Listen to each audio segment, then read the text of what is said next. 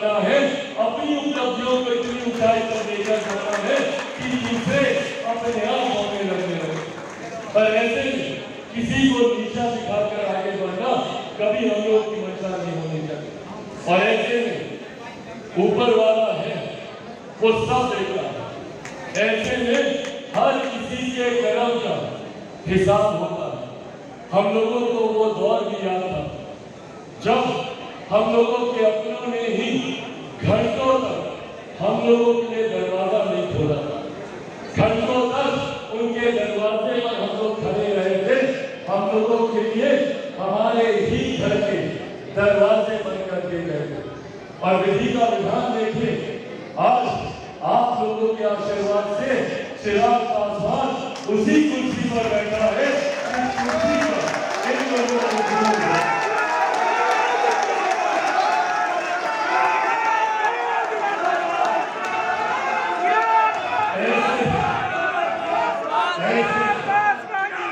ऐसे हम लोगों ने उस परिस्थिति को भी विनम्रता से स्वीकार किया।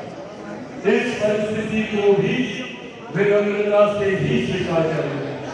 हम लोग अपनी जीत पर जश्न जरूर मनाएंगे, अपनी जीत पर उत्साहित जरूर होंगे, पर किसी दूसरे का बुरा देखकर हम लोग जश्न मनाएं या किसी दूसरे की डाउनफॉल पर हम लोग उत्साहित हो, ये हम लोग के संस्कार कतई नहीं हो सकते। और ये एक शुरुआत है। अभी हम लोग को कई सीढ़ियां चढ़नी बाकी है, अभी कई मंजिलें हैं तो हम लोग को हासिल करनी। और मैंने हमेशा कहा, लोकसभा का चुनाव हम लोग के लिए मात्र एक पड़ाव है। आने वाले दिनों में बिहार विधानसभा के चुनाव में, अलग अलग राज्यों के चुनाव में, और अब जब मैं आने वाले समय के दौर का मैं जिक्र कर रहा हूँ, इतिहास का मैंने जिक्र किया, वो पन्ना आज से वही बंद होता है। इतिहास में ये तमाम बातें दर्ज है। बस इतिहास की बातों से, इतिहास में मिले हुए अनुभव से हम लोगों को सीख लेनी है, पर उन बातों को वही समाप्त करके आगे बढ़ना है। अगर हम लोग अपने आप को उसी दौर में बांधे रखेंगे, मैंने भी पिछले 3 साल कतई इस बात की परवाह नहीं की कि हम लोग के साथ क्या हुआ और क्यों हुआ। मेरे पास मात्र 2 विकल्प थे।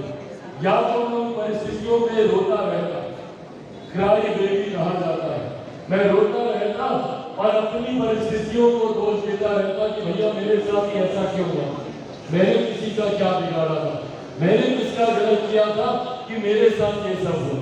तो या तो मैं रोते रोते ये 3 साल बिता देता, या लड़ाई लड़ता, एक फाइटर बनकर अपने लिए संघर्ष करता, अपने लिए परिस्थितियों को बदलने का प्रयास करता। मैंने दूसरे विकल्प को चुना और आज उस संघर्ष का परिणाम है, आज उस संघर्ष का ही परिणाम है कि हम लोग इन नई ऊंचाइयों पर हम लोग पहुंचे हैं। ऐसे इतिहास से सीखते हुए अब आगे बढ़ना है।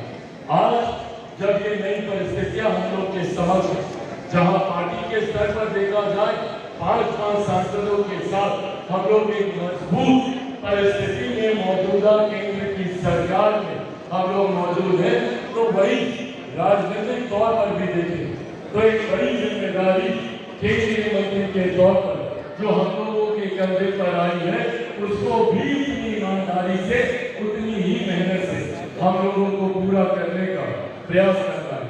पर हाँ, आने वाले दिनों में जो सपना मेरे नेता, मेरे पिता आदरणीय रामविलास पासवान जी ने देखा था संगठन के विस्तार को लेकर, हमने ये आग्रह अलग अलग राज्यों से आए हुए अपने तमाम साथी पदाधिकारियों से जरूर है। हर कोई चाहता है कि हम लोग अपने अपने राज्यों में हम लोग चुनाव लड़ें। ये सोच हर पार्टी की रहती है और हर दल की रहती है, और ये रहनी चाहिए, ये स्वाभाविक सी सोच है। पर ऐसी में मेहनत भी हम ही लोगों को करनी है। अगर हम लोग मेहनत जमीन पर नहीं करेंगे और ये उम्मीद करेंगे कि चुनाव के बाद गठबंधन हम लोग को बुलाएगा और बैठे बिठाए हम लोग को बोलेगा कि भैया आप इतनी सीटें ले लीजिए और चुनाव लड़ लीजिए, ऐसा कभी नहीं होने वाला। ऐसे में हम लोगों को पहले वो ताकत अर्जित करनी होगी जिस ताकत की वजह से हम लोग अपने संगठन को उस मजबूती तक पहुंचा सके कि कोई भी गठबंधन हम लोगों की अनदेखी ना कर सके। आज इस तरीके से बिहार में हम लोगों ने पार्टी को उस ऊंचाइयों तक हम लोग लेकर गए, जिसका श्रेय मैं पार्टी के बिहार प्रदेश के अपने तमाम पदाधिकारी साथियों को दूंगा और विशेष तौर पर पार्टी का नेतृत्व कर रहे हमारे प्रदेश अध्यक्ष राजू तिवारी जी को दूंगा, जिन्होंने मजबूती से पार्टी का नेतृत्व प्रदेश में करने का काम किया। ऐसे में मौजूद में यहाँ पर हर प्रदेश में अपने प्रदेश अध्यक्ष या कि अपने अपने राज्यों में पार्टी के संगठन पर अब आप लोग ध्यान दें। हम लोगों का कार्यक्रम केंद्रीय मंत्री होने के नाते वैसे भी आने वाले दिनों में हर राज्य में हम लोग का कार्यक्रम लगेगा ही लगेगा। और जहाँ एक तरफ प्रधानमंत्री जी के द्वारा दी गई जिम्मेदारियों का निर्वहन करने के मैं हर राज्य में आऊंगा, तो वही पार्टी का राष्ट्रीय अध्यक्ष होने के नाते संगठन की भी बैठक मैं कभी किसी भी कार्यक्रम में आऊंगा तो संगठन की बैठक जरूर करकर जाऊंगा। ये भी आप लोगों से मैं करके वहां पे जाऊंगा। जब हम लोग आंध्र प्रदेश में थे, वहां पर निर्वाचित मुख्यमंत्री नायडू जी का वहां पे शपथ ग्रहण था, चंद्रबाबू नायडू जी का वहां पे शपथ ग्रहण था। उसके बाद हम लोग पार्टी के कार्यक्रम में भी हम लोग गए, दिन में शपथ ग्रहण किया।